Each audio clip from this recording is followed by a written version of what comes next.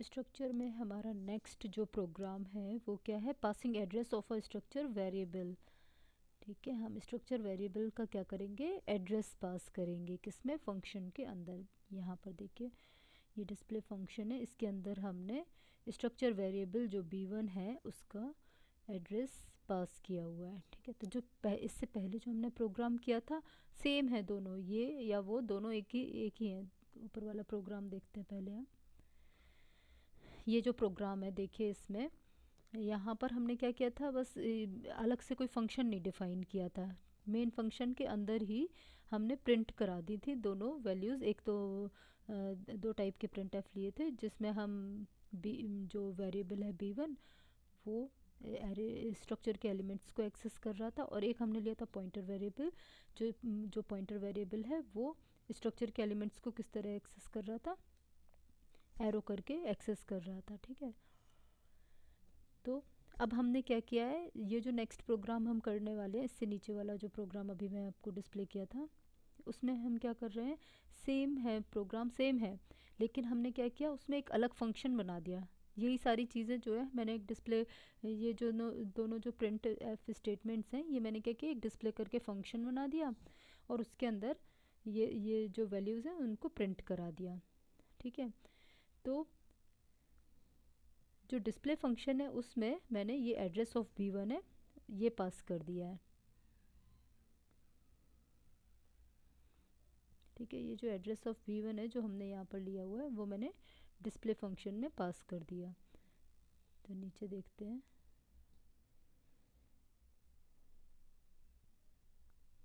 यहाँ देखिए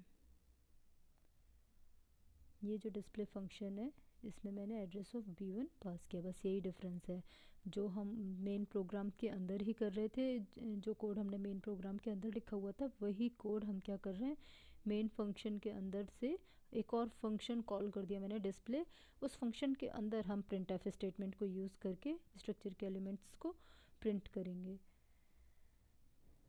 तो यहाँ क्योंकि जो डिस्प्ले फंक्शन है वो मेन फंक्शन के बाहर है, तो मेन फंक्शन के बाहर वाले फंक्शन को कैसे पता पड़ेगा ना कि ये जो है नेम, ऑथर और कॉल नंबर जो है वो क्या है, तो उसको पता करने के लिए आपको क्या करना होगा, स्ट्रक्चर को मेन के बाहर डिक्लेयर कर दो, ताकि स्ट्रक्चर जो है वो कोई भी फंक्शन एक्सेस कर सके, मेन फंक्शन के बाहर कोई भी फंक्शन है वो उसे एक्सेस कर सके।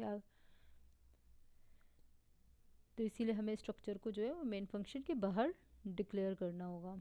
तो यहाँ पर मैंने स्ट्रक्चर को मेन फंक्शन के बाहर, ये देखिए यहाँ पर डिक्लेयर किया हुआ है। अब इसके बाद क्योंकि मेन फंक्शन के अंदर आपको बताना तो होता है ना कि आप वेरिएबल, स्ट्रक्चर यहाँ पर क्या काम कर रहा है, यहाँ डेटा टाइप का काम कर रहा है, यूज़र डिफाइंड डेटा टाइप की तरह ही वर्क कर रहा है। तो जैसे कि हम और वेरिएबल्स को मेन के अंदर डिक्लेयर करते हैं, हम ए बी सी कोई वेरिएबल्स लेते हैं तो हम मेन के अंदर डिक्लेयर करते हैं ना, इंट, फ्लोट, कैर। तो इसी तरह हम जो b1 जो वेरिएबल है वो किस टाइप का डिक्लेयर करेंगे, या जो भी आपको वेरिएबल नेम लेना है वो हम किस टाइप का डिक्लेयर करेंगे, स्ट्रक्ट बुक टाइप का। स्ट्रक्ट बुक यहाँ पर किस तरह का काम कर रहा है, डेटा टाइप का काम कर रहा है।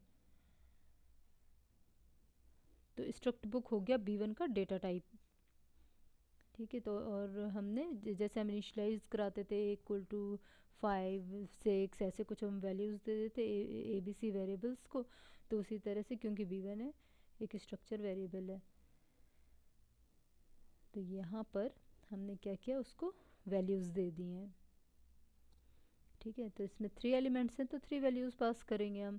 इसके बाद मैंने क्या किया, यहाँ पर डिस्प्ले फंक्शन के अंदर एड्रेस ऑफ b1 पास कर दिया, इससे फंक्शन को कॉल किया, डिस्प्ले फंक्शन को। तो आपको पता है कि एड्रेस है, जब भी मैंने एड्रेस पास किया है तो उस केस में क्या होगा, एड्रेस को कौन होल्ड करता है, पॉइंटर वेरिएबल।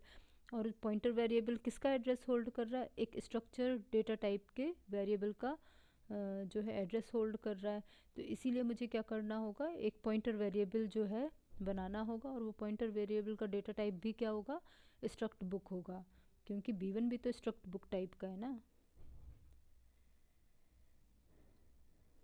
तो यहाँ पर हमने डिस्प्ले स्ट्रक्ट बुक टाइप का एक पॉइंटर वेरिएबल b क्रिएट कर दिया। अब पॉइंटर वेरिएबल किस तरह एक्सेस करता है स्ट्रक्चर के एलिमेंट्स को, अभी हमने पढ़ा था एरो ऑपरेटर यूज़ करके। तो यहाँ पर इसीलिए b arrow name, b comma b arrow author और बी एरो कॉल नंबर करके स्ट्रक्चर के एलिमेंट्स को हम एक्सेस कर सकते हैं।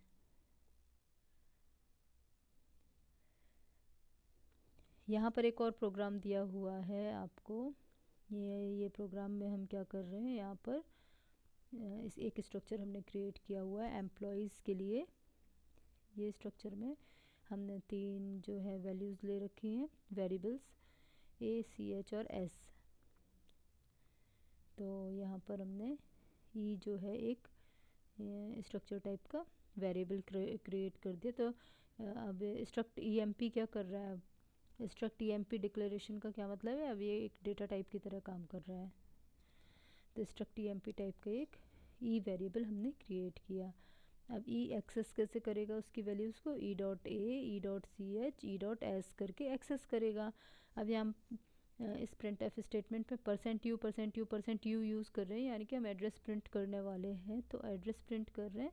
तो यहाँ पर हमने इसलिए address of e dot a, address of e dot c h comma address of e dot s यहाँ पर प्रिंट कराया है।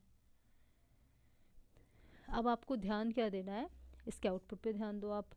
ई डॉट ए किस टाइप का वेरिएबल है, इंटीजर टाइप का है। तो सपोज उसकी मेमोरी लोकेशन यहाँ पर दी हुई है 65518, ठीक है। तो इंटीजर टाइप का, तो इंटीजर डिपेंड करता है कि आपका कंपाइलर का कितना बिट का है। तो उसके अकॉर्डिंगली जो है आपका इंटीजर का साइज़ 2 बाइट, और वो कुछ कंपाइलर्स में 4 बाइट भी हो सकता है।